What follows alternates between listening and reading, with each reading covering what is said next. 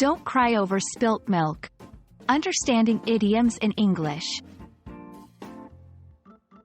Hello, dear viewers. Today we're going to dive into a fascinating aspect of the English language, idioms. Specifically, we'll unravel the meaning and use of the phrase, spilt milk. So grab a cup of tea and let's understand why in English, we often say, don't cry over spilt milk.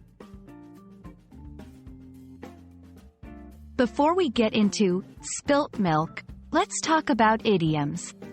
Idioms are phrases that have a meaning that's different from the individual words. They add color and emotion to our language, but they can be confusing because you can't always understand them by knowing what the individual words mean. The phrase we're focusing on today is spilt milk. On its own, it just means milk that has been accidentally poured out of its container. However, when we add "don't cry over" to it, the phrase takes on a whole new meaning.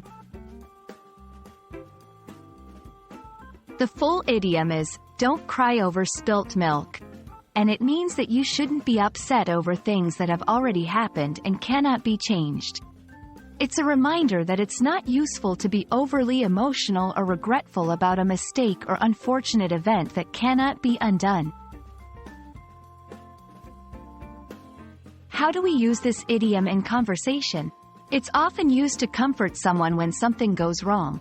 If your friend is upset because they missed a bus, you might say, don't cry over spilt milk.